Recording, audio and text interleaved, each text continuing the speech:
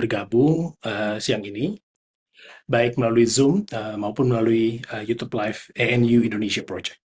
Perkenalkan, saya Josh, peneliti APM FEB UI yang akan memandu jalannya diskusi hari ini. Pada kesempatan ini, kita senang sekali karena sudah kedatangan narasumber kita, yaitu Saudara Rusregi Lufti, peneliti APM FEB UI. Saudara Regi hari ini akan mempresentasikan hasil penelitiannya dan berbagi insight bersama kita siang ini.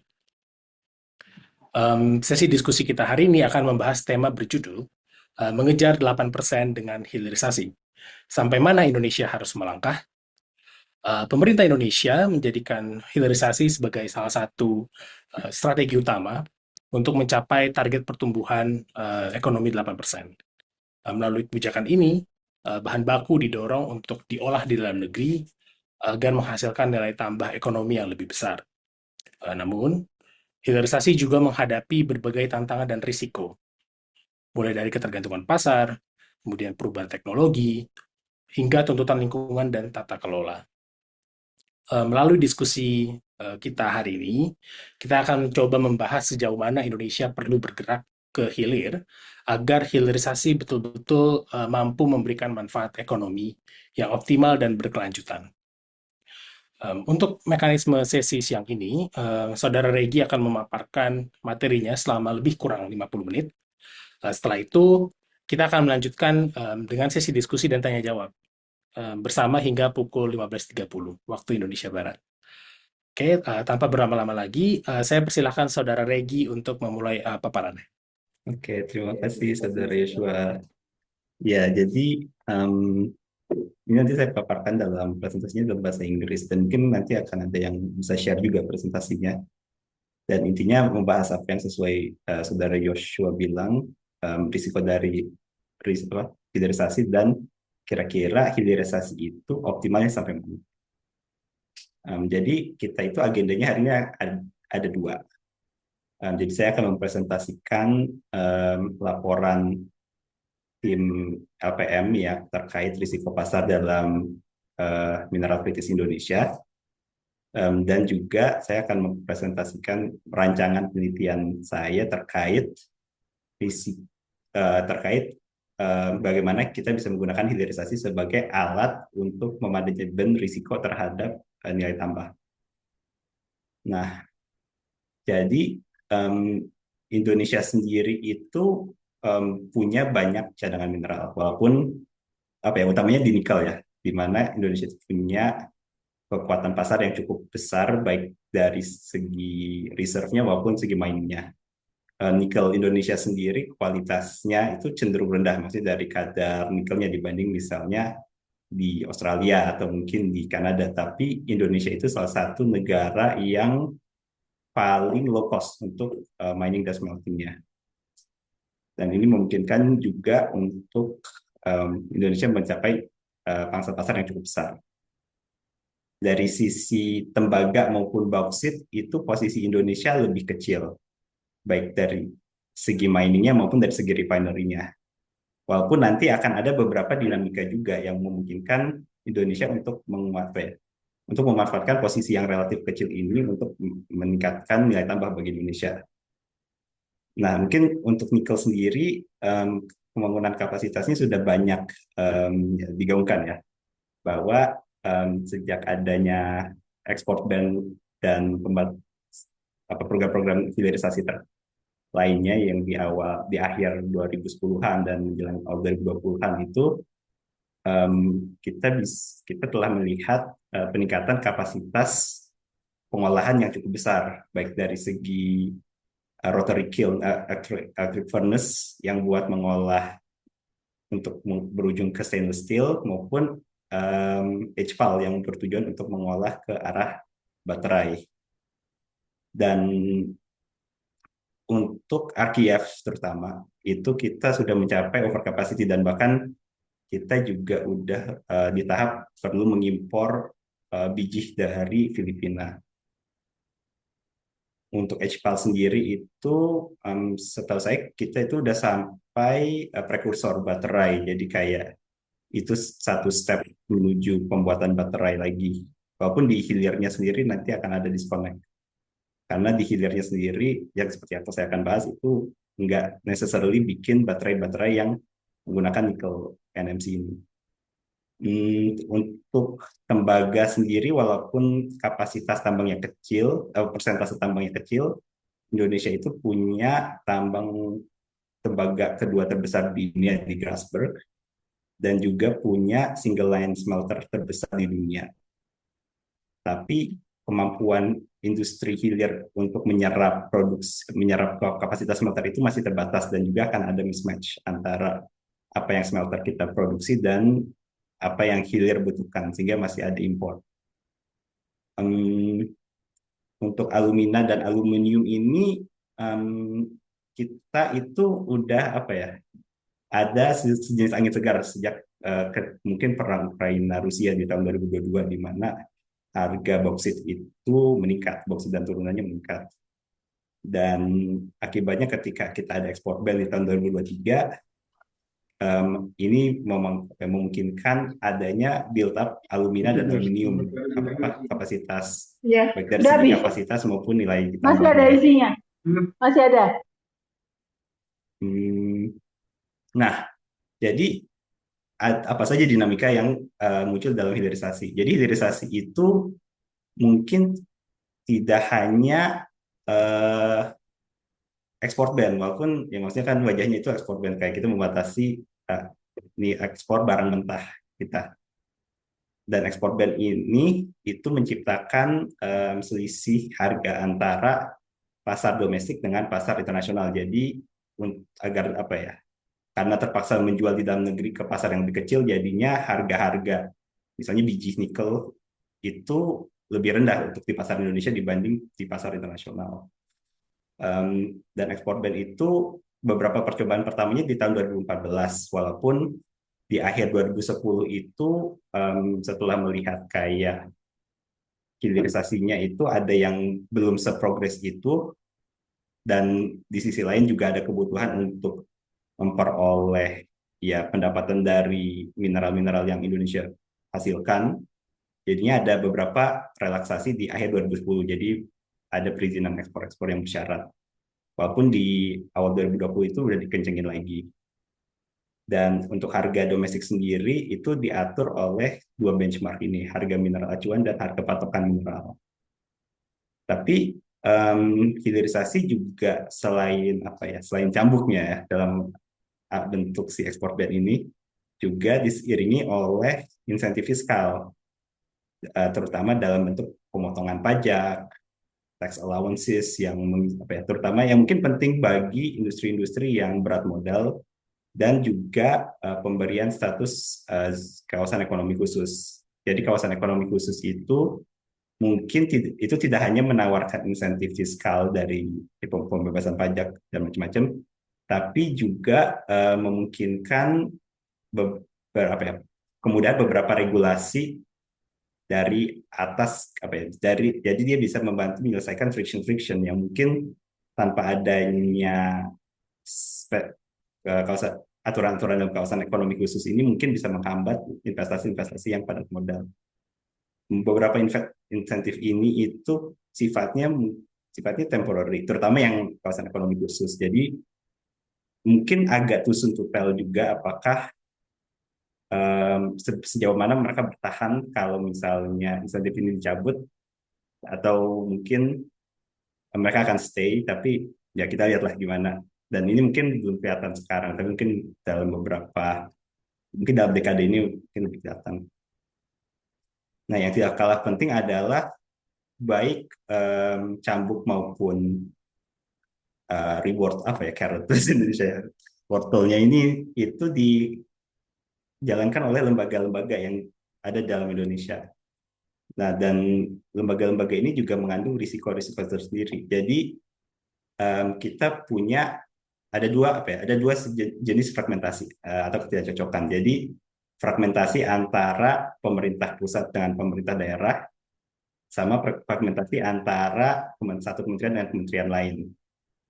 Beberapa mekanisme seperti proyek strategis nasional itu bisa mengatasi fragmentasi vertikal. Jadi kayak dengan apa ya, proyek strategis nasional itu kan lumayan nge-bypass daerah, pemerintah daerah. Dan itu mungkin kan proyek-proyek itu untuk berjalan dengan mulus. Walaupun ya mungkin itu ya ada ya, contention dari daerah yang mungkin diignorir. Tapi di sisi lain, fragmentasi horizontal itu antara apa ya, antara kepentingan-kepentingan kementerian itu juga ada dan itu masih belum di resolve. Jadi misalnya isu terkait captive power plant yang atau misalnya pembangkit listrik yang ditujukan untuk kawasan-kawasan industri. Itu berada di kewenangan siapa? Di satu sisi mungkin itu ada di kewenangan Kementerian SDM karena ya pembangkit listrik kan. Tapi di sisi lain itu juga mungkin ada di kewenangan Kementerian Industri karena itu juga sesuatu yang memfasilitasi industri dan kadang-kadang kalau pembangkitan listrik untuk keperluan sendiri itu juga dihitung sebagai industri. Jadi kadang-kadang perlu ada leading agency itu dan kita akan membahas peran leading agency itu. Dan isu kedua adalah um, gimana kita bisa menyimbangkan antara fleksibilitas jangka pendek sama perencanaan jangka panjang. Jadi misalnya dalam menyusun rencana kerja dan anggaran biaya. Jadi kayak tambang itu untuk beroperasi perlu RKAB ini dan dulu itu durasinya 3 tahun per 3 tahun, tapi sekarang durasinya diperpendek. Di satu sisi kalau kita perpendek RKAB atau ya lisensi-lisensi ini itu kan kita bisa lebih mudah merespon terhadap dinamika pasar, terutama dinamika pasar terkait mineral kritis ini itu cukup pesat dan itu akan ada penjelasannya kenapa. Tapi di sisi lain kita juga perlu memberi investor kepastian terkait, oke mereka boleh melakukan kegiatan ini selama misalnya 3 tahun ke depan dan semacamnya. Jadi ya trade off ini akan apa ya menciptakan risiko-risiko baru bagi hilirisasi atau mungkin strategi penambahan nilai lain dari mineral kritis. Nah, seperti yang sebelumnya disinggung, mineral kritis sendiri itu sangat volatile karena pasarnya kecil, terutama untuk mineral-mineral yang digolongkan sebagai logam tanah jarang. Terus pemainnya juga terkonsentrasi dan dinamikanya juga pesat. Jadi kalau kita bandingkan volatility antara mineral kritis dibandingkan volatility antara dengan gas alam atau minyak misalnya, itu banyak mineral kritis yang ternyata jauh lebih volatile, termasuk untuk nikel, termasuk untuk lithium, termasuk untuk kobalt, dan termasuk untuk tembaga. Jadi kita perlu untuk memperhatikan risiko-risiko pasar ini, karena risiko-risiko pasar ini sifatnya itu eksternal, dan dia bisa mempengaruhi perubahan di harga, di permintaan, di kondisi pasar, dan di siklus industri. Tapi seringnya negara produsen seperti Indonesia itu tidak punya kontrol atas risiko-risiko pasar ini. Jadi kita ya apa ya terpapar gitu dan nanti akan ada beberapa approach untuk menyikapi risiko pasar ini. Dan di sini saya akan bahas laporan kami yang baru dirilis pagi ini. Ya, ini mungkin nanti kalau PPT-nya di-share nanti ada link ke laporannya juga di sini. Dan laporan ini dikerjakan oleh Bu Alin Halimatusadia, Andreas Saragi, Rianko Pandito, Hari Salim, dan dengan melibatkan Natural Resource Governance Institute sebagai learning partner. Dan laporan ini fokus terhadap 3 risiko pasar terkait nikel. Karena literaturnya banyak di sini dan mungkin itu yang value addition-nya paling besar ya laporannya. Kita akan bahas risiko rantai pasok yang ada dari peran China sebagai pembeli dan investor yang dominan, risiko teknologi yang datang dari baik dari segi permintaan maupun dari segi penawaran, serta risiko yang muncul apabila Indonesia itu terkait bagaimana Indonesia bisa memenuhi standar lingkungan, standar sosial, dan tata kelola, terutama yang diinginkan oleh konsumen-konsumen kita. Sama kita juga akan bahas risiko pasar terkait apa yang mungkin terjadi kalau misalnya kita extend strategi kita terhadap tam, apa namanya, tembaga dan bauksit, di mana si kekuatan pasar sama keunggulan biayanya itu mungkin berbeda dengan nikel. Nah, jadi untuk risiko pertama itu jadi adalah analisis oleh sebuah think tank yang terafiliasi sama Amerika, si C4ADS ini. Dan mereka menemukan bahwa 75% dari smelter Indonesia itu dimiliki oleh firm dari China. Dan sekitar 98% dari ekspor Indonesia itu diserap oleh pasar China. Dan investasi China itu cenderung ke arah smelter dan kawasan industri dibanding ke arah tambang. Mungkin ini agak berbeda sama sama dulu Freeport atau mungkin sama Vale dan semacamnya, yang maka justru mulainya dari tambang dulu. Nah, ini berarti kan China itu sebagai negara, mereka menjadi pembeli terbesar dan menjadi investor terbesar. Padahal posisi Indonesia terkait investasi itu sebenarnya lumayan agnostik, dalam artian kayak Indonesia itu approach semua negara untuk investasi ataupun membeli nikelnya. Mungkin kalau ingat dulu itu Pak Luhut kan sempat kayak approach Elon Musk ya buat investasi di Indonesia. Tapi ya pada akhirnya enggak juga kan. Pada akhirnya ya China investasi. Nah, apakah sebenarnya yang penting itu suatu negara yang menguasai, yang mendominasi, atau mungkin yang penting itu misalnya suatu negara mendominasi, oke lah. Tapi kalau misalnya tetap ada persaingan antar perusahaan-perusahaan di negara tersebut, itu mungkin nggak terlalu penting bahwa satu negara ini dominasi. Misalnya tuh kayak apa ya? Misalnya kita mobil ya, kayak mungkin sebelum EV penting ya. Misalnya mobil ya, kayak mobil EV itu kan kayak ada Wuling, ada BYD, ada macam-macam. Dan oke, maksudnya mereka datang dari satu negara, China. Cuma kan kalau misalnya ada kompetisi antara Wuling, antara BYD dan macam-macam, itu kan ya lokasi asal negara ini nggak terlalu matter, karena antar firmnya yang berkompetisi. Dan China itu cukup diketahui sebagai negara yang bagi eksternal dia melindungi perusahaan-perusahaannya dari kompetisi eksternal. Mungkin ya secara distorsi atau bagaimana lah. Tapi di sisi lain mereka juga mendorong kompetisi yang sengit antara perusahaan-perusahaannya sendiri. Dan mungkin kayak bahkan mobil itu juga kayak mereka kan ada mobil-mobil yang di backing antar provinsinya. Jadi kayak satu provinsi perusahaan mobil yang di backing satu provinsi bersaing dengan perusahaan mobil yang di backing provinsi lain. Jadi kayak ada kompetisi yang sangat sengit antara perusahaan China itu sendiri. Nah, tapi di sisi lain, walaupun begitu, kita juga nggak bisa expect bahwa kalau misalnya ada 50 smelter, maka persaingannya itu akan antara 50 smelter gitu. Jadi kayak persaingannya itu akan lebih soft dibanding jumlah perusahaan yang ada di pasar sendiri.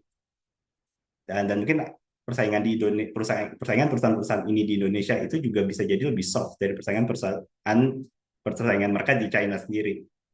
Dan dengan market power mereka juga ini mungkin melemahkan posisi market power Indonesia mungkin lebih dibanding ketika persaingannya yang seharusnya terjadi dengan jumlah mereka gitu.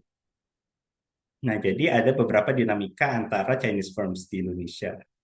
Dinamika pertama itu ada joint venture antara perusahaan-perusahaan, dan joint venture ini terjadi salah satunya melalui kawasan industri seperti di Morowali atau Weda Bay. Jadi misalnya di Weda Bay itu ada perusahaan kayak Tsingshan sama Huayo, terus mereka juga mengajak Eramet misalnya. Terus juga itu difasilitasi oleh satu kawasan industri isi perusahaan kawasan industri itu, dan di situ jadinya kayak mereka ada pemakaian fasilitas bersama dan semacamnya. Terus kedua itu export ban juga menghasilkan hambatan untuk membeli nikel Indonesia. Jadi kayak Kalau misalnya ada pihak luar yang mau beli nikel ore Indonesia, berarti kan mereka harus membeli sebagai pemain domestik dengan cara membangun smelter di Indonesia. Dan ketika harga nikelnya itu rendah seperti sekarang, itu jadinya menguntungkan nikel pemain-pemain incumbent yang udah ada sekarang, terutama yang efisien. Jadi kayak ada beberapa ventures yang jadinya batal karena kondisi pasarnya nggak memungkinkan, dan itu jadinya melindungi pemain-pemain existing dari kompetisi dari luar. Dan yang terakhir itu yang mungkin jadi contention bagi banyak orang, terutama yang di barat ya, itu bahwa ada mekanisme dukungan dari negara yang mungkin tidak dinikmati oleh perusahaan-perusahaan serupa dari negara lain. Jadi misalnya ada subsidi kredit, ada dukungan politik bagi penambang di luar negeri, dan beberapa skema insentif lainnya. Tapi regardless of misalnya apakah perusahaan-perusahaan dari China ini itu sifatnya monopoli atau oligopoli atau bagaimana, tetap ada risiko-risiko yang muncul ketika consumer dan investor base kita itu datang dari satu negara yang sama. Risiko pertama itu adalah shocks shocks yang unik ke China itu bisa punya dampak pass-through yang lebih besar ke Indonesia. Jadi di China itu ada mungkin kompetisi yang mungkin agak susah bilang kompetisi berlebihan, tapi kompetisi-kompetisi yang sengit di mana perusahaan-perusahaan itu untuk mendapatkan margin laba, untuk mendapatkan kemampuan untuk upgrade itu jadi sangat terbatas dengan adanya info. Jadi kayak sangat dog eat dog gitulah. Dan salah satu halnya itu adalah ini mendorong overcapacity, terutama ketika kompetisi-kompetisi ini juga di backing sama negara kan, jadi kayak ada distorsi sumber daya dan yang ditujukan ke kompetisi, ke over competition. Dan akhir-akhir ini itu ada tindakan-tindakan anti involution yang untuk meredam kompetisi-kompetisi ini, dan juga untuk mengkonsolidasi overcapacity dari sektor-sektor industri tertentu. Dan kedua dinamika ini punya dampak ke Indonesia. Jadi kalau yang involution ini itu kan menekan margin perusahaan, dan itu juga punya dampak ke keberlangsungan mereka di sini. Sementara anti-involution ini juga bisa jadi kayak mengeringkan support yang ada bagi perusahaan, dan itu juga bisa punya dampak di sini. Nah, risiko kedua itu adalah negara-negara yang berusaha untuk de-risking atau mungkin diversifikasi dari China itu juga bisa jadi bergerak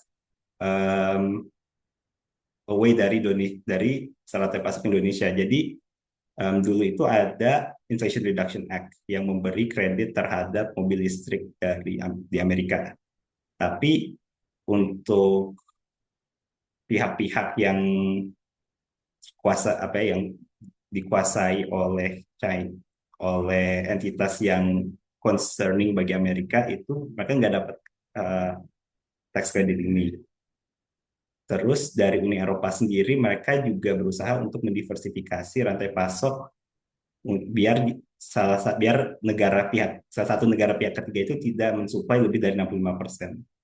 Jadi dinamika de-risking ini juga agak mempersulit Indonesia karena by association terkait sama China, walaupun Indonesia dari awal juga memang berusaha untuk attract investasi dari semua pihak.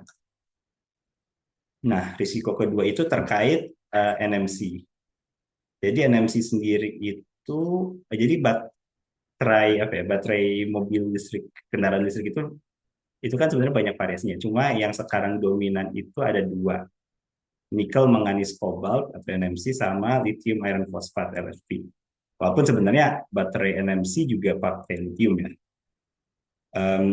Jadi LFP itu jadi awalnya tuh tahun 2010 itu LFP yang lumayan dominan. Terus di mid 2010s itu mulai ke NMC. Karena NMC itu punya jarak dan dia kapasitasnya tuh lebih dense gitu. Tapi sekarang udah berbalik lagi di mana Di mana ketika harga nikel mahal, produsen-produsen China mulai ngelihat LFP dan juga tax insentif berbasis jarak itu juga dihapus, jadinya itu menguntungkan LFP. Jadinya LFP mulai naik lagi ke 40%, 44% di 2025. Dan mungkin kedepannya itu bisa mencapai 60% di tahun 2030. Nah, jadi kalau misalnya hilirisasi itu dilanjutkan sehingga pabrik baterai Indonesia itu menggunakan raw minerals yang ada di Indonesia, itu bisa jadi berisiko. Karena pertama, LFP itu semakin bersaing. Jadi di saat apa ya, LFP itu kan um, istilahnya awalnya tuh baterai yang lebih murah, tapi dia trade off-nya itu ada di jarak. Jadi kayak jarak tempuh dan kapasitas penyimpanan energinya itu nggak se-oke NMC. Tapi um, apa ya, progres-progres di tingkat sel maupun di tingkat pack ini memungkinkan LFP untuk punya jarak yang sepadan dengan NMC. Selain juga jarak dari mobil sendiri mungkin nggak serelevan dulu, given fasilitas-fasilitas charging dan infrastrukturnya itu semakin tersedia. Terus yang kedua itu sekitar 90% dari kendaraan EV di Indonesia itu berbasis LFP. Jadi target market NMC sendiri itu cenderung mobil-mobil yang performance seperti SUV, seperti ya mobil Tesla yang kayak mobil yang kenceng gitu kan. Itu NMC. Nah, tapi bahkan target market dari NMC sendiri ini antara de-risking, kayak melihat rantai pasok lain yang mungkin nggak didominasi China, atau mungkin mereka juga lebih favor chemical lain, jadi seperti China sendiri yang switching ke LFP. Nah, jadi Indonesia ini sebenarnya nggak terlalu punya kontrol atas demand dari NMC, baterai NMC sendiri, karena di domestiknya itu pakai LFP yang sifatnya lebih murah dan juga mungkin lebih cocok dengan Indonesia. Tapi di sisi lain juga kita nggak punya kayak kuasa untuk nggak punya merek mobil sendiri ya, kita bisa oke, ini mereknya harus pakai NMC. Dan kita juga nggak punya kuasa atas pasar-pasar target kita untuk NMC itu.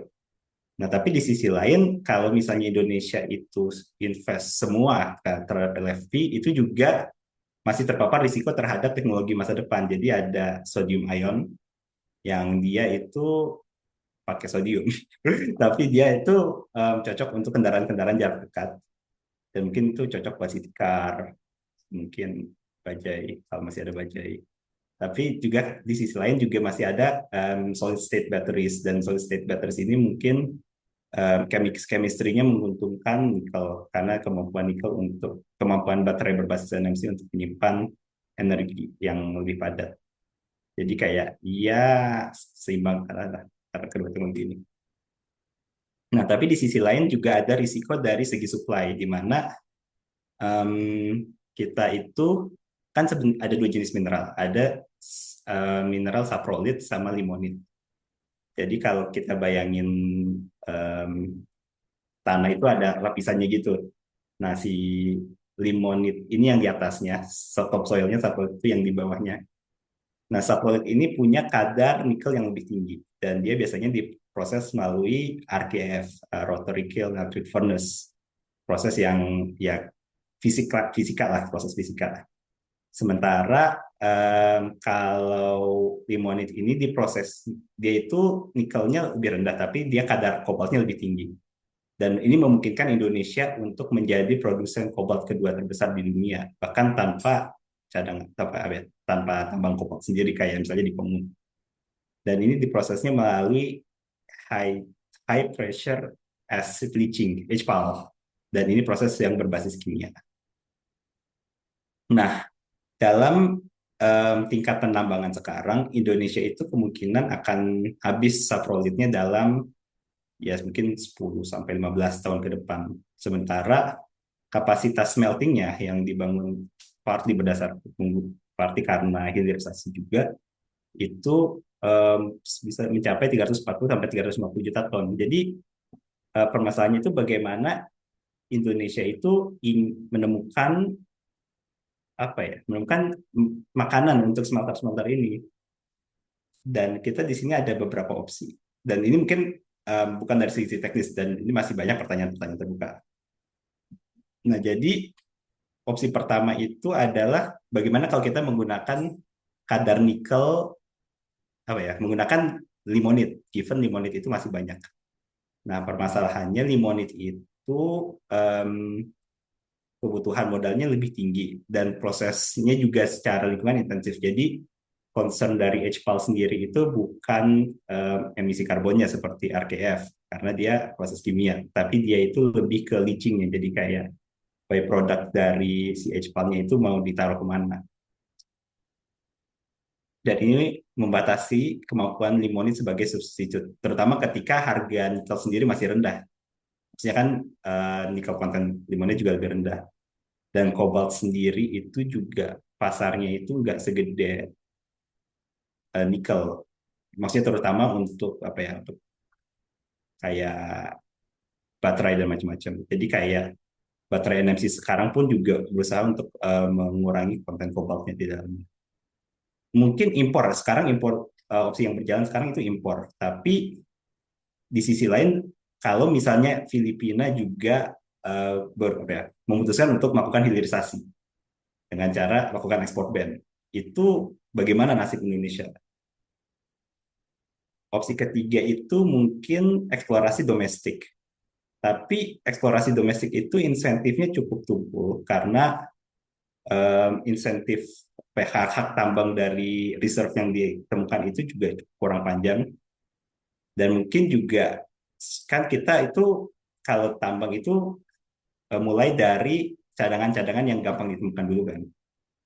Nah, ini juga berarti memerlukan harga yang lebih tinggi untuk mendukung cadangan-cadangan baru yang mungkin cost of extraction-nya juga lebih tinggi. Nah, risiko ketiga itu adalah tantangan dari memenuhi standar lingkungan dan sosial. Jadi standar ESG itu penting, tapi ada dua standar, ada dua manfaat yang bisa kita peroleh. Jadi standar yang ditetapkan oleh negara, terutama misalnya standar battery regulation dari Uni Eropa atau mungkin CBAM dari Uni Eropa yang akan menetapkan sejenis pajak karbon bagi impor mereka yang dari negara-negara yang kotor istilahnya. Itu penting karena itu mempengaruhi akses pasar kita ke negara-negara ini. Sementara kalau framework partai ketiga itu seperti IRMA, Nickel Mart dan ini itu terutama penting untuk mendapatkan premi harga dari perusahaan-perusahaan hilir yang meminta mereka, sama juga memperoleh akses ke pendanaan, terutama ICM dan RM, terutama RMA itu misalnya. Nah, jadi tapi di sisi lain kondisi-kondisi terkait Indonesia itu menambahkan tantangan untuk memenuhi standar ini mungkin dibanding. Jadi kalau misalnya kita bandingkan tambang nikel di Indonesia dengan tambang nikel di Australia, mungkin tambang nikel di Indonesia itu ada tantangan tambahannya untuk memenuhi standar ini. Pertama, karena carbon intensity dari kebutuhan energi untuk Indonesia itu lebih besar, terutama kalau kita pakai teknologi RKF. Terus kedua, tantangan untuk mengolah limbah byproduct si leaching, si tailing dari HPAL ini juga lebih susah.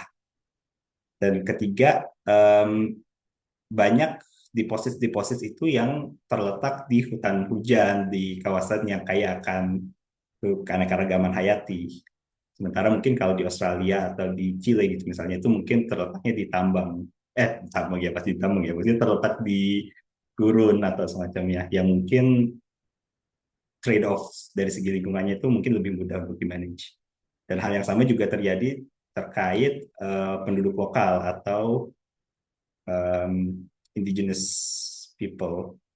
Dan ini juga menghasilkan risiko-risiko terkait hak konsen mereka untuk terjadinya free, hak konsen mereka untuk terjadinya pembangunan dan juga konflik terkait konflik tanah.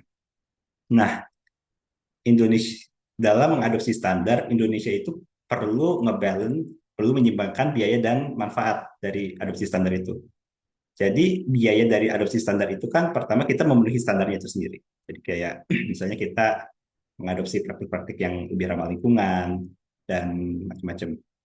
Tapi kita juga perlu membuktikan bahwa kita taat terhadap standar itu, dan sertifikasi ini kadang-kadang yang menjadi isu tricky karena mungkin kita sebenarnya udah memenuhi standar itu secara substantif, tapi bentuknya itu beda dengan apa yang standar itu inginkan. Jadi kemarin itu salah satu isunya terkait indigenous people. Jadi apa ya, perlakuan Indonesia terkait indigenous people itu agak berbeda dengan misalnya perlakuan Australia dengan indigenous people, karena persepsi dan apa ya, konstruk budaya Indonesia terkait indigenous people itu beda dengan mereka gitu. Jadi walaupun mungkin secara substansi sama atau serupa, tapi secara sertifikasinya beda. Nah, dari segi manfaat itu sendiri kan memang ada manfaat bagi kita sendiri. Kalau misalnya kita praktik-praktiknya lebih hijau, lebih ramah bagi masyarakat dan macam-macam. Tapi juga ada manfaat ekonomi bagi aktor-aktor yang melakukan ya ini, manfaat market access, manfaat price premium, dan akses ke pendanaan. Itu minimnya.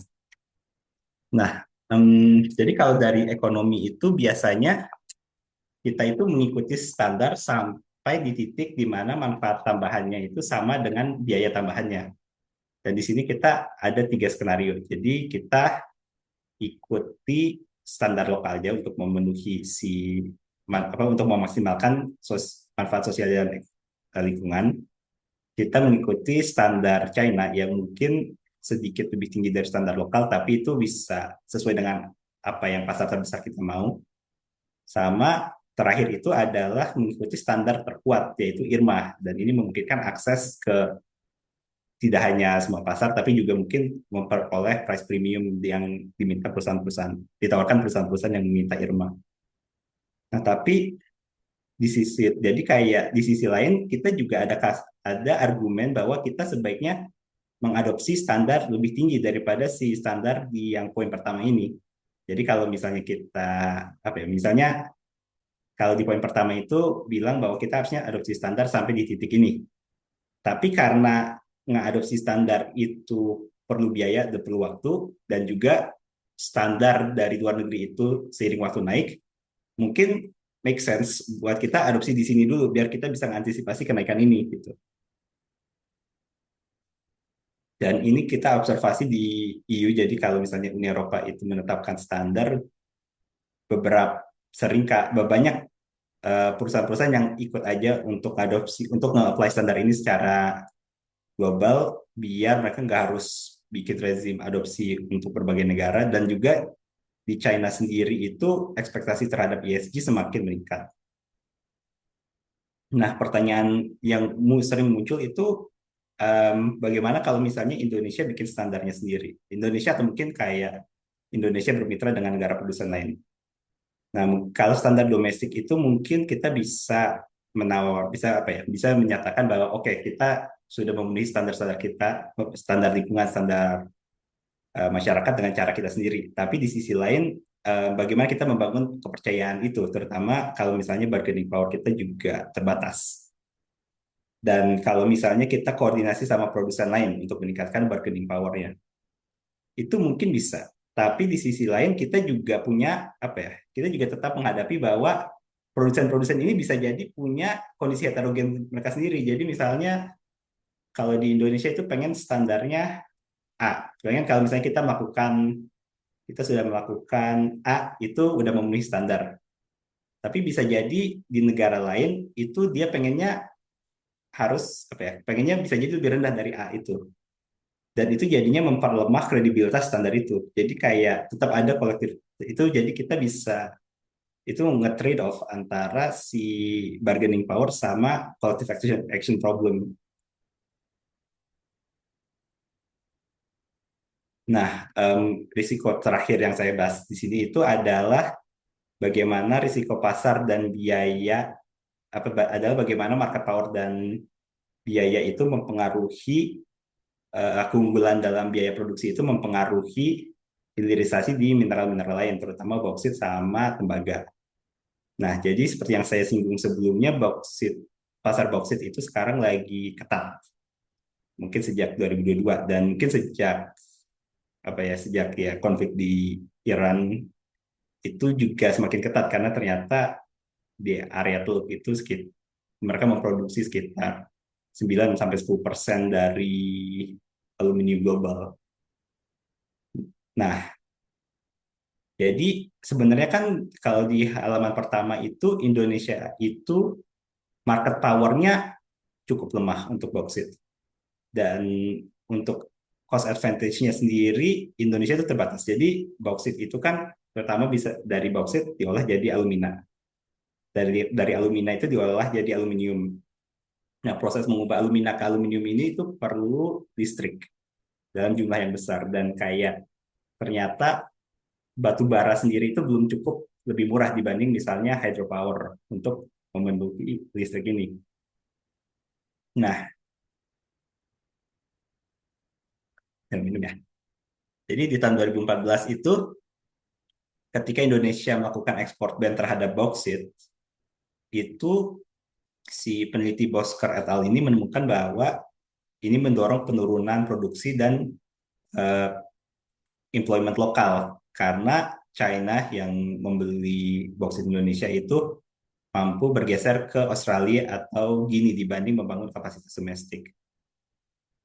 Nah, dinamikanya agak berbeda dengan nikel karena produksi alumina dan aluminium itu depositnya cukup tersebar dan biayanya juga cukup tinggi karena salah satu alasannya karena kita nggak punya akses ke listrik yang murah. Jadi sebelumnya itu yang lumayan sukses itu kan Inalum dan mereka juga punya akses ke hydropower. Jadi kayak nggak bisa dikompensasi sama captive power plant untuk ini dulu. Nah, tapi di tahun 2023 kita coba lagi ekspor dan terhadap bauksit. Tapi bedanya kita harganya lebih tinggi. Apa ya? Harganya pasar bauksit global itu lagi tight. Dan di sini kita bisa meningkatkan produksi alumina dari 3,3 ton menjadi 5,9 ton. 5,9 juta ton. Dan ini juga mendorong berbagai pembangunan kapasitas midstream terutama di alumina dan aluminium juga, tapi nggak sebanyak di alumina. Nah, ya itu. Jadi apa ya? Mungkin tight market ini itu apa ya? Jadi kita belum mengubah si underlying-nya. Kita belum mengubah market power kita. Walaupun karena reserve kita juga itu 10%, jadinya mungkin kita bisa meningkatkan market power kita lagi. Tapi cost advantage kita itu belum terlalu berubah. Tapi di sisi lain itu juga dikompensate sama market yang lebih tight. Nah, permasalahannya kan apakah tight market ini tuh ya kayak windfall yang sifatnya temporary atau permanen. Dan kalau misalnya permanen berarti Indonesia juga perlu ya ancang-ancang untuk mengatasi si isu cost advantage ini gitu. Nah, untuk tembaga sendiri itu oke, memang dari segi agregat itu leverage-nya lemah. Tapi dari segi tingkat tambang itu leverage-nya cukup kuat, terutama karena deposit di tambang Freeport itu besar ya. Dan sebenarnya hilirisasi itu udah diusahakan mengarah ke katoda. Tapi jadi kita itu udah nge-ban ekspor copper concentrate. Jadi bolehnya di copper cathode. Nah, cuma ada beberapa exemption yang diberikan karena smelternya itu ya maksudnya smelternya lagi ada yang kebakaran di smelter dan macam-macam. Jadinya belum terlalu full jalan juga. Dari segi ekonomi sendiri itu opportunity terbesar untuk hilirisasi itu. Maksudnya value addition terbesar untuk hilirisasi itu datang dari mengubah copper ore ke copper concentrate. Jadi copper itu dari ore konsentrat konsentrat ke katot, terus dari katot itu bisa jadi si wire, bisa jadi rod, bisa jadi tube gitu. Nah, jadi ya baru di tahap kedua ini. Jadi setelah konsentrat itu ya harusnya itu nggak terlalu mungkin bagi operasi yang independen itu mungkin nggak terlalu menguntungkan. Tapi cerdasnya hilirisasi di copper itu adalah dia ngetain aturan pengolahan dengan izin tambang.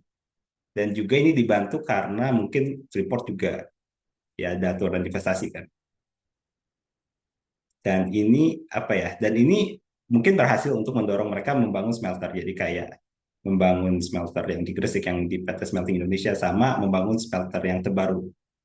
Dan smelter ini juga cukup besar sampai menjadi single line smelter terbesar di dunia. Tapi tapi ada batasnya. Dan apa ya? Dan mereka ikut ini karena underlying tambangnya itu tetap menguntungkan. Jadi walaupun titik apa ya, walaupun di tiap titik dari koper konsentrat ke katot itu nggak terlalu menguntungkan, tapi ketika ini dijadikan syarat untuk untuk mendapatkan koper ore ke koper konsentrat, itu jadinya mungkin tetap even out. Tapi di sisi lain, kalau misalnya ini dipaksa ke bawah, itu mungkin nggak bisa jalan juga karena mungkin di koper wire di koper rod tube itu mungkin itu dinamika di hilirnya itu beda dengan dinamika di hulu. Jadi kayak kalaupun apa ya, Freeport disuruh extend ke bawah itu mungkin mereka nggak punya cost advantage atau economies of scope buat nge-handle itu dengan baik. Nah, jadi hilirisasi itu shifting dari hanya mengubah value dari hanya meningkatkan nilai tambah menjadi manajemen risiko. Jadi kita punya dua mode untuk menghandle risiko. Pertama itu mitigasi, dalam arti kita mengurangi kemungkinan kemungkinan atau keparahan risiko sebelum risiko itu terjadi, atau kita membiarkan risiko itu terjadi tapi kita merespon terhadap risiko itu. Untuk menghandle risiko ini kita perlu framework yang mempertimbangkan bagaimana um, bagaimana risiko ini bisa diinkorporasi ke desain kebijakan sebelum keputusannya itu dibuat, dan juga kita juga perlu ada sistem yang bisa merespons secara efektif ketika risiko ini terjadi. Dan kita juga perlu menyimbangkan antara sistem aturan yang tahan dan kredibel, yang mungkin ya ruang untuk diskresinya terbatas, tapi juga kita perlu tetap ada ruang untuk merespon ke risiko-risiko ini. Nah, ini ternyata saya agak molor di sini. Jadi kayaknya 10 menit ya, 10 menit gitu. Nah, jadi itu yang pertama. Nah, untuk yang kedua sendiri itu saya akan singkat karena memang ini masih rencana juga ya. Jadi kan hilirisasi itu tujuan utamanya sepertinya value addition, walaupun itu bukan satu-satunya tujuan. Jadi tujuan lain itu misalnya untuk memperkuat ketahanan, untuk mengurangi impor dan semacamnya. Nah, tapi hilirisasi itu menghasilkan biaya yang implisit maupun eksplisit. Jadi kalau misalnya kita melakukan ekspor ban, jadinya ada pendapatan pajak yang hilang dari itu. Dan kita juga menekan harga jual produk yang harusnya diterima oleh penambang gitu, penambang atau misalnya yang punya kebun sawit atau gimana. Dalam beberapa kasus kita juga menginvestasikan dana terhadap program hilirisasi, dan juga ada kerusakan sosial dan lingkungan kan dari proses penambangan dan macamnya. Nah, tapi hilirisasi itu kalau misalnya hilirisasi itu gagal, itu kan ya berarti ya gagal. Maka berarti kan Indonesia itu misalnya kita nerapin ekspor ban, dan ekspor ban itu tidak mampu menarik kapasitas processing secara domestik. Itu kan berarti Indonesia akan kehilangan pendapatan dari ekspornya. Tapi kalaupun mereka sukses untuk menciptakan kapasitas processing domestik, itu tuh masih ada tantangan di beberapa hal. Jadi kita bisa jadi menekan si produsen raw resource-nya untuk menguntungkan manufacturer. Dan ini tergantung ya, mungkin kayak kalau misalnya produsen raw resource itu konglomerat ya kayak ya nggak terlalu nangis lah, cuma kayak kalau misalnya mereka petani ikan gitu misalnya, kan ikan juga salah satu bahan hilirisasi, itu mungkin dinamikanya beda ya. Terus kita juga bisa jadi mendukung produsen domestik yang mungkin nggak terlalu cost kompetitif kalau misalnya kita ekspos ke pasar luar gitu.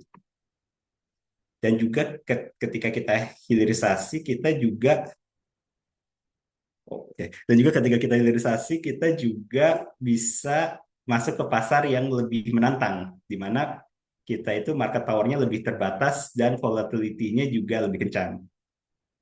Em, jadi kita itu ada dua komponen untuk mewujudkan hilirisasi demi value addition. Pertama, hilirisasi itu harus sukses dalam menciptakan domestic capacity di area di mana penambahan kapasitas itu meningkatkan value addition gitu.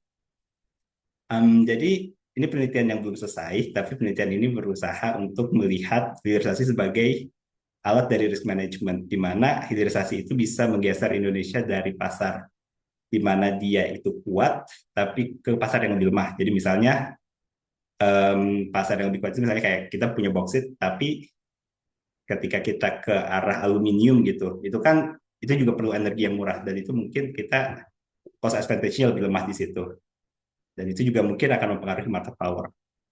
Nah, dan juga hilirisasi itu bisa menggeser Indonesia dari pasar yang stabil ke pasar yang lebih volatile. Jadi ini mungkin agak susah kalau buat ke hilir, tapi mungkin yang apa ya yang NMC itu jadi kayak di hulu itu nikel itu mungkin lebih stabil, tapi ketika kita geser dan apa ya, mulai invest di produksi NMC itu mungkin NMC-nya justru yang lebih volatile gitu. Nah, jadi given chain product processing, bagaimana pemerintah itu menetapkan schedule dari export tax yang ditetapkan di tiap tahap. Jadi di hulunya berapa persen, di intermediate-nya berapa persen, di hilirnya berapa persen. Untuk beberapa skenario. Pertama, untuk meningkatkan pendapatan pemerintah, untuk meningkatkan value addition domestik, nilai tambah domestik, sama meningkatkan value addition domestic welfare. Ketika welfare itu sendiri mempertimbangkan volatility. Jadi kalau expected value kan kayak rata-rata, dan rata-rata itu nggak mempertimbangkan persebaran. Tapi kalau welfare itu nanti kita bisa bikin fungsinya itu biar dia mempertimbangkan si kemungkinan tiap skenario muncul. Dan ya jadi ini masih work in progress dan kayaknya kalau nanti di PPT yang di-share juga belum ada bagian ini. Jadi literatur sebelumnya itu udah membahas bagaimana hubungan vertikal atau ya proses-proses yang sifatnya itu ada hulu dan hilirnya itu mempengaruhi bagaimana kita sebaiknya menetapkan pajak ekspor. Tapi yang maksudnya saya dan Claude ya, sorry ya, dan Claude belum temukan itu adalah analisis multi-stage yang pertama mempertimbangkan trade-off antara export tax dan income tax ketika ada cost heterogeneity antara perusahaan dan juga market volatility-nya itu bukan monotonik. Jadi salah satu ya gitu nanti akan. Nah, jadi settingnya sendiri itu kita punya beberapa perusahaan dan tiap perusahaan itu nanti tentuin berapa banyak produk yang mereka hasilkan dan jual ke tiap pasar. Jadi berapa banyak misalnya saya punya tambang ya, amin ya gitu. Terus berapa banyak ore yang dijual ke dalam negeri, berapa banyak ore yang diekspor ke luar negeri. Tiap unit usaha itu pakai satu unit, tapi efisiensinya itu datang di biayanya. Jadi biaya tiap perusahaan untuk mengolah itu beda-beda. Dan jadinya mungkin perusahaan-perusahaan Indonesia itu bisa jadi biayanya lebih rendah daripada perusahaan luar negeri. Tapi di dalam Indonesia sendiri itu kan ada heterogenitas kan. Jadi misalnya secara rata-rata Indonesia itu lebih efisien, tapi tetap aja misalnya perusahaan termahal di Indonesia itu lebih mahal dibanding perusahaan termurah di negara lain gitu misalnya. Dan realisasi ini hanya unik ke tiap perusahaan, tapi cost distribusi biayanya itu diketahui oleh semuanya. Dan untuk sekarang itu kita tidak ada opsi buat integrasi ya, integrasi vertikal maupun horizontal. Dan kita punya 3 pasar yang kita perhatikan. Jadi kita stage-nya ada 3, ada raw resource, ada intermediate, sama ada final goods. Jadi intinya itu adalah permintaan buat pasar hulu dan pasar menengah itu adalah turunan dari permintaan di pasar hilir. Dan nanti ini itu di pasar menengah, hulu dan menengah itu ada 2 hal. Ada parameter eksogen yang merefleksikan, oh kira-kira ada permintaan lain selain pasar di hilir ini. Dan juga ada elastisitasnya. Dan di sini nggak ada elastisitas biar hasilnya itu normalize ke yang di hilir. Dan ini tuh kita ingin, maksudnya saya ingin untuk merefleksikan bagaimana em, bagaimana adanya sumber permintaan alternatif dan potensi untuk substitusi atau efisiensi itu menghasilkan volatility. Nanti kayak ini juga akan ada apa ya, distribusinya gitulah. Nah, terus di market sendiri, terus kita ada dua pasar, pasar domestik sama pasar internasional, di mana tiap perusahaan itu dapat mengakses pasar domestik dan pasar internasional. Dan di dalam tiap pasar, kompetisi persaingan itu dimodelkan sebagai persaingan kurno, di mana ya tiap perusahaan itu menentukan berapa banyak yang mereka hasilkan secara simultan. Itu lebih ke, ini nanti matter juga sebenarnya, cuma kayak lebih ke buat saya gak terlalu pusing ya. Nah, jadi pemerintah itu pendapatannya dari pajak pendapatan sama pajak ekspor tadi. Dan dan sebenarnya ekspor ban itu equal dengan pajak ekspor yang menghasilkan penjualan tiap perusahaan domestik ke nol. Nah, jadi di sini itu kan mungkin ada tension karena di satu sisi kalau misalnya kita biarkan perusahaan itu beroperasi secara efisien tanpa hambatan, mereka akan menghasilkan laba yang maksimal. Tapi di sisi lain si ekspor. Nah, tapi kalau misalnya ada ekspor tax ini mungkin um, mungkin ada beberapa penjualan dari hulu ke hilir yang mungkin secara agregat menghasilkan value addition yang lebih besar dari dalam negeri. Tapi karena perusahaan-perusahaan itu sebelumnya berusaha untuk memaksimalisasi laba mereka masing-masing, jadinya itu nggak ke-capture di equilibrium yang masing-masing perusahaan maksimalisasi sendiri. Nah, jadi tahapannya itu pemerintah itu tetapin pajak dulu, terus dari hulu ke hilir masing-masing mereka tetapin kuantitasnya sendiri. Dan seperti yang saya sebutkan kayak ini kan masih belum selesai ya. Dan jadi nanti akan ada 4 skenario. Ada skenario pasarnya, di mana tiap perusahaan maksimalkan laba mereka sendiri, dan pemerintah itu cuma punya income tax. Terus skenario kedua, di mana pemerintah itu berusaha untuk memaksimalkan laba mereka sendiri, subject to tiap perusahaan itu berusaha untuk memaksimalkan labanya sendiri. Jadi kayak kuantitasnya itu ya sesuai perilaku profit maximizing perusahaan. Terus value addition itu di mana pemerintah itu berusaha untuk memaksimalkan laba gabungan dari perusahaan-perusahaan dalam negeri. Sama expected welfare itu kalau misalnya kita memasukkan volatility ke sini. Nah, jadi hasil penelitiannya itu nanti akan fokus ke seperti apa pajak yang harus ditetapkan pemerintah untuk memaksimalkan masing-masing skenario, dan juga perbandingan antara laba perusahaan, pendapatan pajak, sama harga barang sendiri. Dan ini masih awal ya, mas penelitiannya masih di awal, dan nanti juga saya akan berusaha untuk pertama mengaplikasikan ini ke beberapa supply chain, terutama yang terkait Indonesia. Salah satu hal yang mungkin saya tertarik itu adalah ngemodelin tantangan um, supply chain yang non monotonik. Jadi kayak ada mungkin ada beberapa supply chain di mana kita itu kalau hilirisasi itu nggak bisa nanggung, nggak bisa kayak cukup sampai tengah, jadi kayak harus langsung sampai hilir gitu.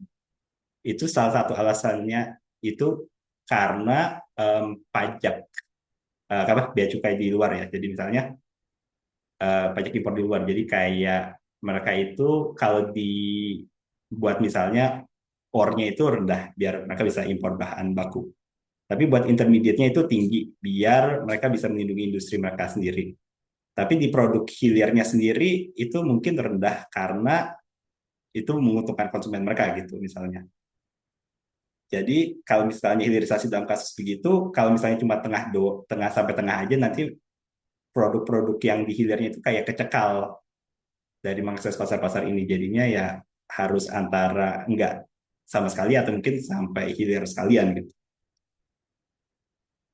Nah, ini kesimpulan dari kedua yang tadi ya. Jadi strategi sektor dan strategi mineral kritis Indonesia itu mengandung risiko pasar yang diasosiasikan dengan peranan China di rantai pasok, perubahan dan keterbatasan teknologi, serta penerapan standar-standar lingkungan sosial dan tata kelola.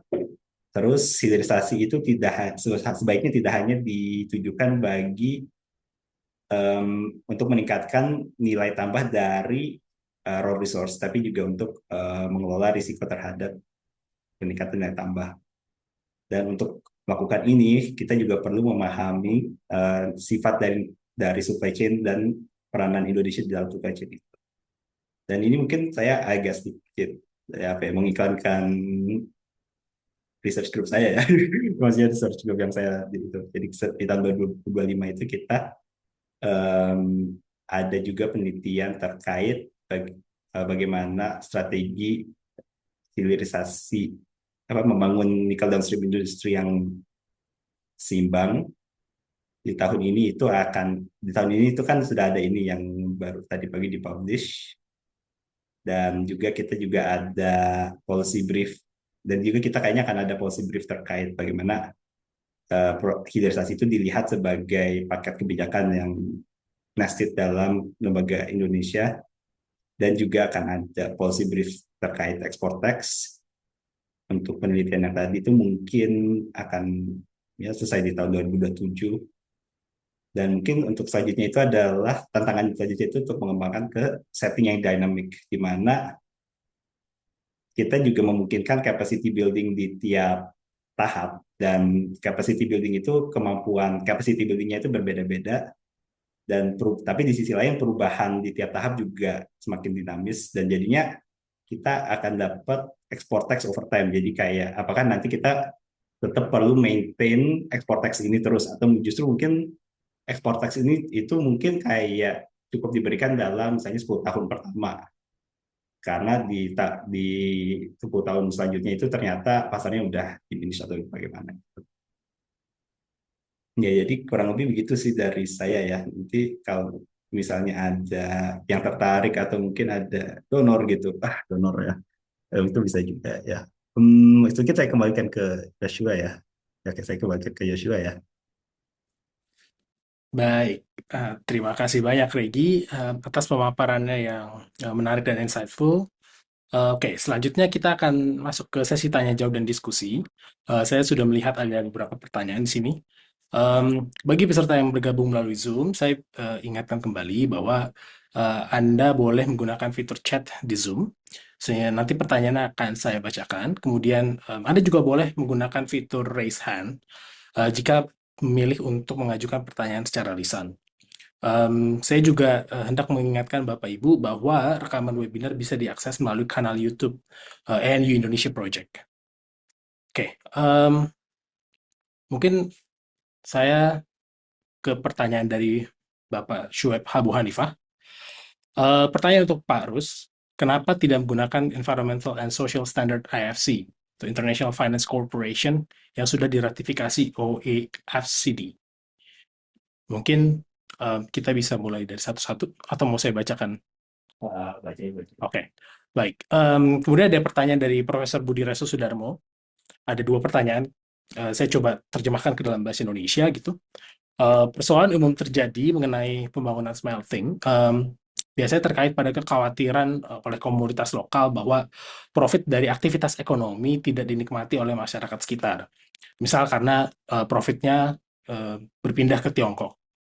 Lalu ada dominasi pekerja asal Tiongkok, kemudian ada polusi, overeksploitasi, eksploitasi dilakukan secara berlebihan, secara terlalu cepat, gitu. Nah, sehingga oleh karena itu, berdasarkan observasi saudara Regi, seberapa besar sebetulnya risiko bahwa Indonesia akan menghadapi problem-problem yang telah dipaparkan. Lalu yang kedua, itu adalah apa sumber energi utama yang digunakan untuk aktivitas smelting ini? Apakah Indonesia bisa mengadopsi standar yang diberlakukan oleh Uni Eropa untuk kegiatan tambang dan smelting, supaya kita bisa mengekspor ke Uni Eropa? Lalu, apakah harga merupakan hambatan utama? Kemudian, ataukah ada persoalan kelembagaan di situ? Ada dua, cukup sampai situ dulu. Mungkin kalau saudara Joshua ada pertanyaan satu gitu biar pikir. Oke, Oh, ada tuh, ada yang katakan dari Faris Abdurrahman. oke, silakan saudara Faris. Baik, apakah sudah kedengaran? Ya, terdengar jelas. Halo, ya. Terima kasih Mas Regi atas presentasinya. Saya Faris dari National Policy Lab. Ini banyak sekali hasil risetnya yang memang istilahnya kami pun came to the same conclusion lah setelah melihat kondisi di sektor nikel, uh, serta melihat terutama permasalahan yang mungkin sampai saat ini masih terjadi itu adalah terkait overcapacity. Dan overcapacity ini bisa dibilang tidak ideal karena ya istilahnya sebenarnya Indonesia punya market power, tapi karena overcapacity ini dia tidak sepenuhnya mendapatkan benefit dari market power tersebut. Istilahnya dia producing di perfectly competitive point, padahal sebenarnya dia bisa jadi monopolis. Nah, sebenarnya terkait ini saya ada pertanyaan. Pertama, eh, gimana caranya agar kita bisa lebih tadi meleverage market power kita. Um, Mungkin saat ini sebenarnya sudah ada kebijakannya terkait pengurangan kuota untuk penambangan biji nikel. Itu tentunya sangat berdampak terhadap overall production. Cuma belum clear juga apakah ini bakal translate ke penurunan produksi di NPI tentunya. Kemudian juga yang perlu dilihat apakah secara instrumen hilirisasi ini sendiri apakah bisa berevolusi seiring waktu. Dalam artian, kan kalau dalam hilirisasi itu, oke, kita di tahap pertama mungkin melakukan ekspor ban. Kemudian karena ekspor ban itu di tahap kedua, pemrosesan NPI-nya berkembang, pemeriksaan RKIF dan sebagainya berkembang. Nah, apakah mungkin ketika sudah di tahap tersebut, kita sudah bisa sebenarnya menghilangkan ekspor ban yang sudah kita terapkan di tahap pertama, kemudian menggantikannya dengan instrumen ekspor tax di tahap kedua, misalkan untuk memastikan bahwa hilirisasi terus berlanjut, kita mengurangi produksi NPI, kita mengurangi produksi, mungkin bukan mengurangi, tapi kayak memastikan bahwa adanya pajak tersebut bisa setidaknya mendorong pengembangan industri yang lebih hilir lagi. Jadi mengaplikasikan logika ekspor ban ke sektor yang lebih hilir lagi. Nah, bagaimana cara melakukan balancing act-nya itu ketika kita melakukan kebijakan tersebut? Kayak apakah kita sebenarnya sekarang ini udah bisa sebenarnya untuk menghilangkan ekspor ban dan setidaknya mengurangi satu distorsi pasar ketika sudah tidak dibutuhkan dan menggantikannya dengan instrumen lain seperti ekspor tax. Mungkin itu pertanyaannya. Sekian. Terima kasih. Oh, wow. Banyak sekali pertanyaannya. Oke, mungkin saya coba jawab ya. Tapi ya, ini mungkin jadi bahan policy berikutnya ya. Oke, mungkin dari pertanyaan Pak Syueb ya. Jadi, kalau saya melihat apa ya? Saya melihat bahwa manfaat dari mengadopsi standar itu, terutama kalau standar yang sifatnya voluntary ya, sifatnya itu tidak wajib, itu sebaiknya tidak dienforce oleh negara, karena kita itu ada mana ya, di sini kita itu ada hetero, karena tiap perusahaan itu kan berbeda-beda. Ada perusahaan yang mungkin dia itu relatif kecil dan mungkin dikelola dengan efisiensi yang tidak terlalu baik dan macam-macam, dan dia jadinya mungkin hanya target, oh ini dia, dan dia mungkin hanya target ke perusahaan-perusahaan domestik, ke misalnya smelter domestik yang nanti smelternya juga mungkin cuma um, supply pasar di China gitu misalnya. Tapi di sisi lain juga kita punya perusahaan-perusahaan seperti kayak Harita dan Vale gitu misalnya, buat sebenarnya, yang dia itu mungkin tertarik untuk supply pasar-pasar um, yang lebih premium, dan mereka juga mungkin capable untuk melakukan itu. Misalnya mereka ingin supply Tesla gitu, Tesla atau Ford atau semacamnya, yang mereka bukan mengharuskan, kayak mereka meminta mereka memenuhi persyaratan IRMA, dan jadinya kayak di Indonesia sendiri itu perusahaan yang berusaha untuk memenuhi standar tertinggi IRMA ini itu terbatas, dan bahkan secara global sendiri hanya sedikit perusahaan yang benar-benar IRMA-nya itu full diadopsi gitu. Dan jadi terkait saran Pak Syueb juga, saya rasa itu mungkin akan tergantung ke apakah perusahaannya itu juga membutuhkan manfaat yang diberikan dari adopsi standar IFC. Sepengetahuan saya standar IFC ini kan lebih ke akses financing, dan itu juga mungkin kalau misalnya mereka sudah ada cara internal mendanai dari sumber internal atau mungkin mendanai dari bank domestik yang standarnya itu mungkin nggak perlu IFC banget gitu. Itu mungkin nggak, bagi mereka juga ya sudah cukup gitu. Jadi apa yang saya rasa peran pemerintah itu perlu, yang peran pemerintah itu sebaiknya untuk standar ini itu lebih ke memfasilitasi, misalnya menyediakan membantu menyediakan sumber informasi yang kredibel. Jadi salah satu evolusi sekarang itu ada sistem namanya Simbara yang berusaha untuk nge-track ketaatan terhadap ekspor batu bara, dan itu juga mau di-expand ke critical mineral lainnya. Jadi mungkin peran pemerintah itu dibanding mewajibkan adopsi satu standar tertentu, itu jadinya lebih baik ke memfasilitasi kalau misalnya perusahaan-perusahaan ini mau adopsi standar tertentu. Terus untuk pertanyaan Prof. Budi itu terkait magnitude itu sebenarnya pertanyaan yang menarik, dan sayangnya kami belum sempat untuk memberikan kira-kira risiko mana yang lebih besar dibanding risiko lainnya. Dan juga sampai mana ya? Ya gitu. Oh ya, risikonya yang besar sampai mana? Dan juga kira-kira risiko mana yang sifatnya immediate, risiko mana yang sifatnya itu baru muncul di jangka panjang. Ya jangka panjang kayak di tahun 2030, di tahun 2040. Dan terkait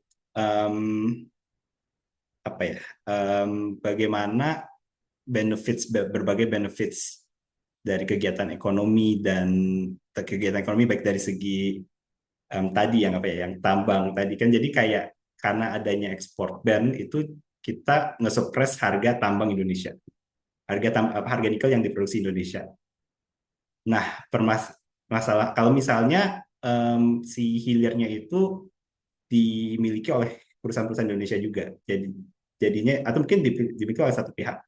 Jadinya kalau misalnya integrasi vertikal antara kedua pihak ini menghasilkan joint profit yang lebih besar, kan jadinya joint profitnya itu dinikmati oleh orang Indonesia. Yang tricky adalah kalau untuk nikel itu tambangnya itu cenderung dimiliki oleh perusahaan Indonesia, tapi si smelternya itu dimiliki oleh perusahaan China seperti yang tadi diterangkan.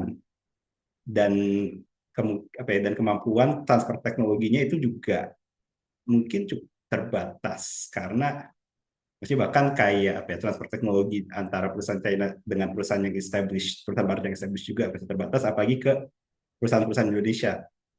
Dan setahu saya itu memang ada kayak program-program kayak pelatihan sumber daya manusia, tapi tapi pada akhirnya itu kan tetap perlu ada dua hal. Pertama, pelatihan yang high skill, dan juga pelatihan bagi perusahaan Indonesia untuk mengeksploit kesempatan-kesempatan di tingkat intermediate ini. Permasalahannya adalah saya untuk nikel ya terutama itu environment-nya lagi cukup sulit karena overcapacity, dan juga nih harga nikelnya lagi rendah. Jadi kayak ruang untuk belajar bagi perusahaan Indonesia itu mungkin sudah terbatas untuk nikel. Yang mungkin jadi harapan saya itu adalah mumpung harga untuk di mineral lain seperti bauksit itu mumpung harganya tinggi, kita juga bisa lebih hati-hati terkait dan memberikan kesempatan bagi perusahaan Indonesia untuk learn bagaimana menjadi intermediate stage player yang baik, atau mungkin bahkan mendorong integrasi vertikal, tapi itu tergantung itu.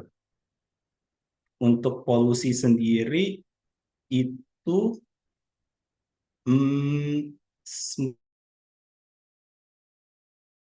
cukup tricky karena RKF itu dia perlu sumber listrik yang konstan dan besar kan. Dan maksudnya kayak beberapa perusahaan yang kayak, dan permasalahannya juga mereka terletak di pulau-pulau kecil juga. Jadi misalnya kalau kita bergeser ke gas itu relatif mahal dan juga mungkin infrastrukturnya belum terbangun. Bergeser ke intermittent renewables juga sepertinya belum jadi opsi. Dan maksudnya kayak mereka bangun kayak segelintir panel surya dan bayu, tapi itu cuma buat operasi kantor setahu saya. nuklir, tapi mungkin daerahnya juga kurang mendukung. Tapi ya jadi itu mungkin salah satu hal yang tricky, yang ya bagaimana caranya. Mungkin kalau saya tahu caranya, mungkin saya sudah jual report consultingnya ke mereka ya. Tapi ya kita coba pikirkan itu. Dan untuk overexploitation sendiri, em, iya mungkin itu, iya jadi kayak apa ya, di satu sisi saya melihat bahwa kalau misalnya harganya itu lebih tinggi, itu juga bisa jadi alat untuk menginsentif menginsentif eksplorasi lagi lebih lanjut, dan juga ya untuk meningkatkan efisiensi efisiensi penggunaan nikel itu sendiri. Tapi di sisi lain, ya sisi lain juga ya sulit ya. Hmm, iya, ya mungkin overexploitation itu apakah market itu akan mengatasi sendiri? Mungkin untuk sektor nikelnya bisa jadi iya, dalam artian kayak harga nikel itu kalau misalnya dia scarce, maka harga nikel akan naik dan itu akan self correct sendiri. Masih secara agregat, tapi mungkin di tingkat Indonesianya itu tetap akan ada ya adjustment gitu ya. Itu mungkin pertanyaan yang mungkin perlu ya saya perlu tidur dan pikirkan. Hmm, untuk EU standard for mining dan smelting activity, so in the future can export our products to EU. Untuk EU itu mungkin bisa jadi. Itu mungkin bisa jadi salah satu tingkat standar optimal yang kita adopsi. Tapi di sisi lain juga em, saya melihatnya itu akan ada tarik ulur antara produsen dan konsumen, di mana posisi EU sendiri sekarang itu belum tentu sekuat dulu. Jadi kayak dengan market share yang menurun dan juga maksudnya kayak mastery dari teknologi-teknologi ini juga EU itu enggak seliding itu lagi. Jadi mungkin bisa jadi bisa jadi adopsi EU standards itu mungkin ketinggian dibanding misalnya adopsi Chinese standards. Tapi di sisi lain itu memang ada kasus di mana kita bisa jadi overshooting itu ideal, dan itu tuh di tingkat EU standards. Untuk isu sendiri itu mungkin ya itu mungkin kita akan lihat lagi lebih lanjut. Terus pertanyaan Faris itu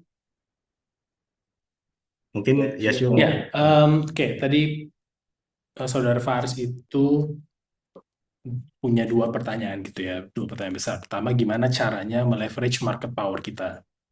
Lalu, apakah instrumen hilirisasi itu bisa berevolusi seiring waktu gitu? Dan Hmm, bagaimana caranya melakukan balancing act ini? hmm. Oh, oke. Ya, jadi yang saya rasa penting dari hilirisasi itu adalah, mungkin saya agak kaitin sama research plan-nya ya. Jadi kayak hilirisasi itu seharusnya kan em, gini, kita tuh nggak bisa ignore bahwa perusahaan itu self interested juga, dan bahwa kadang-kadang mereka itu perlu dipecut ya untuk improve. Dan maksudnya kayak, dan pandangan saya itu bahwa measures-measures dari hilirisasi itu seharusnya itu memberikan mereka breathing room untuk belajar. Tapi di sisi lain nggak bisa selamanya, biar kalau misalnya apa ya, misalnya measures-measures itu dilepas, jadinya mereka tetap belajar, tetap improve untuk ketika untuk biar bisa berhadapan dengan kompetisi ketika distorsi-distorsi ini dilepas gitu.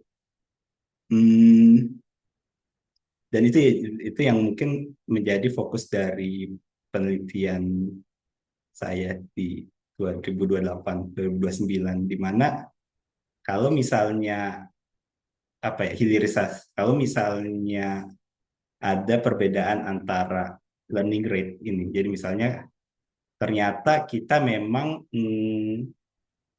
ya mungkin learning rate-nya jadinya ya harus kayak apa ya, discovery gitu ya kayak modelnya.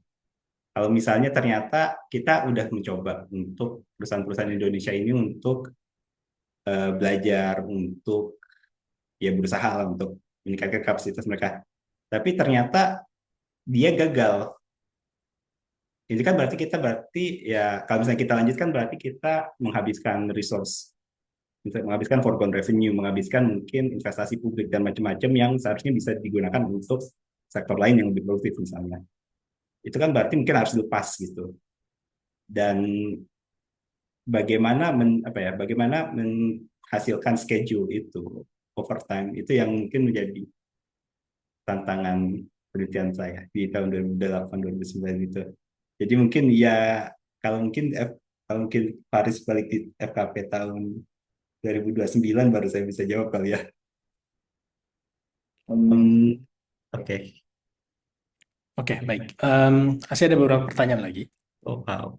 Tapi saya perlu note bahwa tadi Pak Syueb itu merespon kembali, yaitu dibandingkan Irma, PS AFC lebih menjamin kelestarian lingkungan dan sosial ekonomi dan budaya Oke. masyarakat sekitar. Gitu. Oke, baik.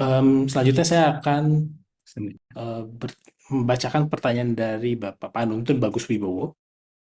Izin bertanya untuk Pak Rus, bagaimana atau apa peran lembaga riset Indonesia untuk turut serta mendukung hilirisasi hasil pertambangan? Sekalian 3 lagi deh. Oh ya, oke. Oke. Saya langsung bacakan 3.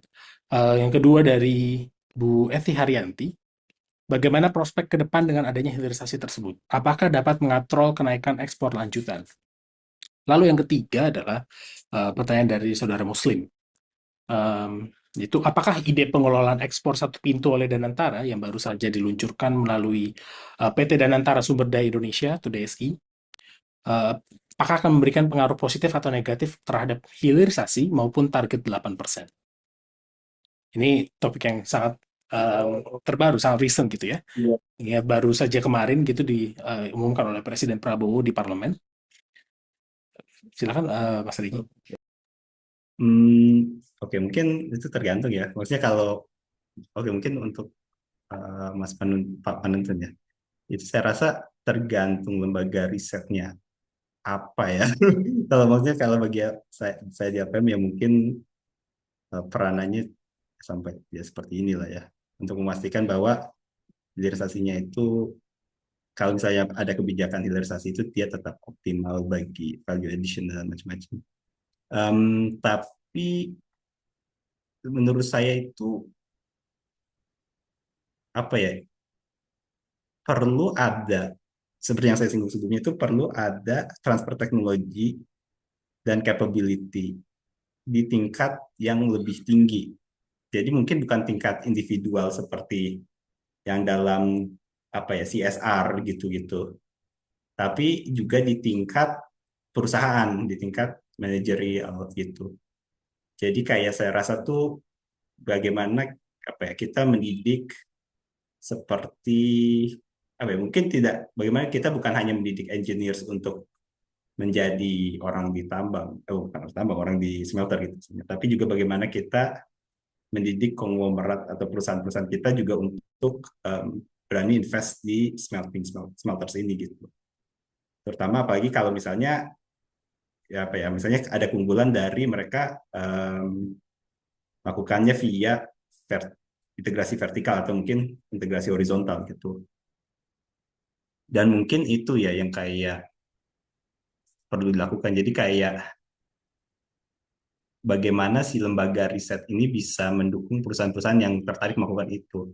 Tapi di sisi lain ya, maksudnya pengeluaran riset untuk Indonesia itu cukup kecil, terutama dari sisi sektor swasta juga. Jadi jadi mungkin dari dua arah ya, kayak oke lah kita lembaga riset melakukan apa, tapi juga di sisi lain juga kita juga perlu menciptain kondisi di mana perusahaan itu menemukan inovasi, menemukan risk taking dalam membangun kapasitas di sektor intermediate dan mungkin hilir itu profitable gitu.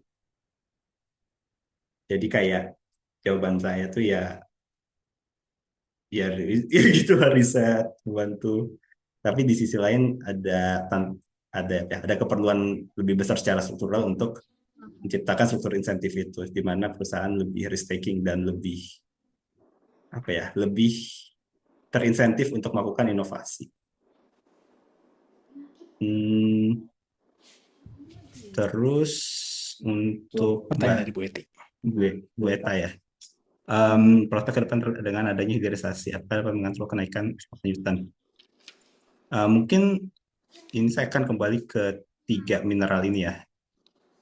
Jadi sejauh ini itu saya rasa kalau misalnya koper dilanjutkan ke hilirisasi, misalnya kayak alat untuk hilirisasi di koper itu kan kita dengan cara ngekaitin lisensi tambang dengan kewajiban membangun smelter, menghasilkan nilai tambah ini.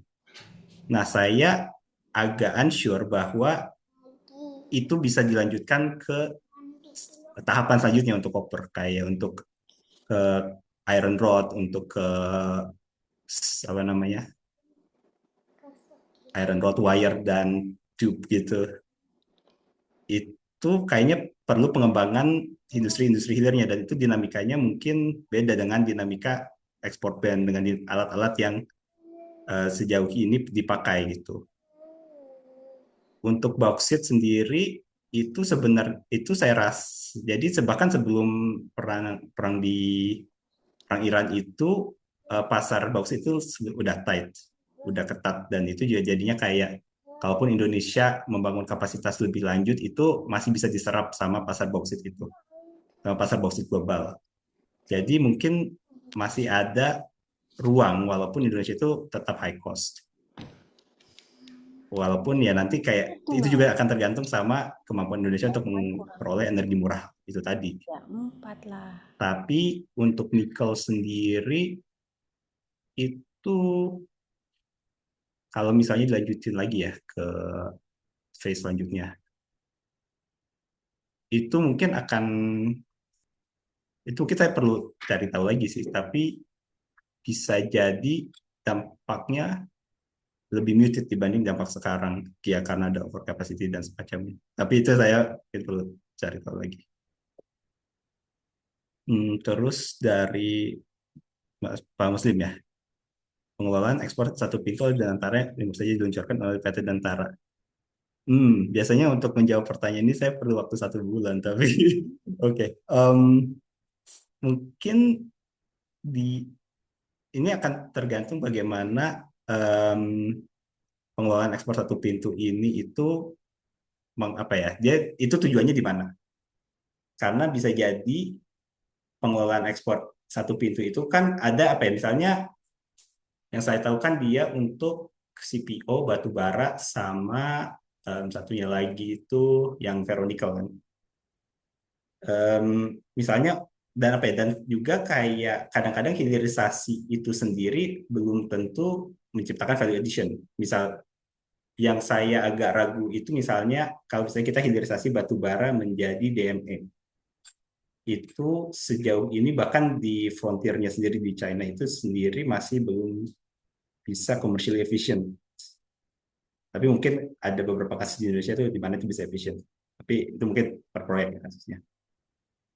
Nah, jadi itu yang pertama tadi, hilirisasi sendiri belum tentu mendukung target 8% dalam beberapa kasus karena itu bisa jadi merusak value addition. Dan ini terkait dengan yang satu pintu ini sendiri, apakah tujuan satu pintu ini itu akan nanti untuk memaksimalkan nilai tambah atau value addition atau untuk memaksimalkan pembangunan kapasitas ke hilir gitu.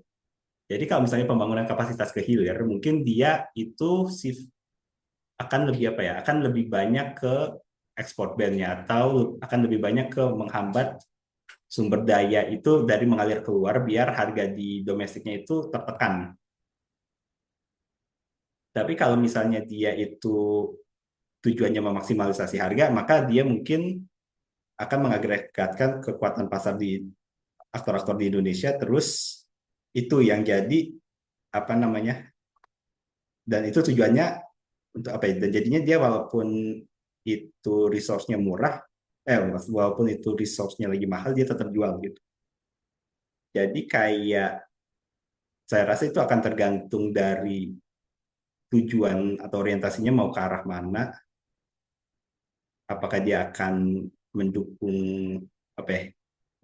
Apakah dia akan lebih ke arah membangun kapasitas dari hulu ke hilir atau dia akan memaksimalkan value addition dalam artian yang saya tadi bilang, dan itu nantinya akan menginformasi ya kira-kira karena ini kayaknya terakhir ya atau udah Ya, jadi satu mungkin dulu. saya bisa ada satu pertanyaan lagi. Mungkin sebelum menutup ini, mungkin masih terkait juga dengan pertanyaan soal dan antara tadi. Jadi tadi kan Saudara Regi berargumen bahwa risiko dari minimnya diversifikasi konsumen dan investor itu kan datang dari dua jalur. Pertama, jalur involusi atau anti-involusi. Yang kedua, de-risking oleh negara-negara asing. Nah, yang pertama ini kan sifatnya lebih immediate, lebih segera, dan lebih cyclical.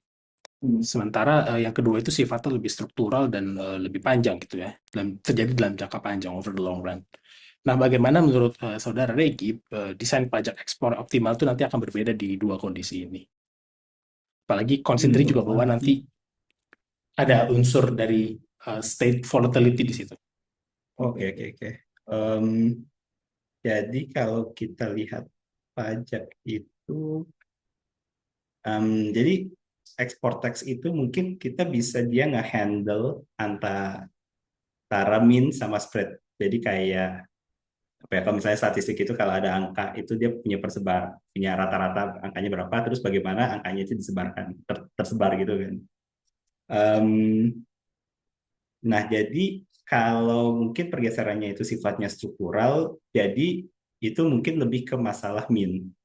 Jadi kira-kira rata-rata apa dengan perubahan struktural ini, misalnya perubahan struktural teknologi atau perubahan struktural supply chain yang kayaknya negara luar itu akan secara konsisten mengurangi permintaan, itu mungkin lebih ke masalah min, dan itu mungkin jadinya lebih ke poin persentasenya sendiri, bagaimana berapa persen pajak yang ditetapkan. Nah, tapi kalau misalnya masalahnya itu lebih ke volatility atau mungkin lebih ke siklus dari ekonomi China, misalnya dari involution dan anti-involutionnya itu semakin tajam, itu mungkin mungkin lebih ke masalah spread. Dan jadinya itu mungkin bisa dihandle dengan membuat sistem pajak yang sifatnya itu progresif atau mungkin regresif berdasarkan harga. Jadi kayak kalau misalnya harganya kira-kira segini, jadinya skemanya berapa, persenanya berapa itu. Dan mungkin nanti kayak bill-nya itu disesuaikan berdasarkan kira-kira kita expect volatility-nya itu sebagaimana.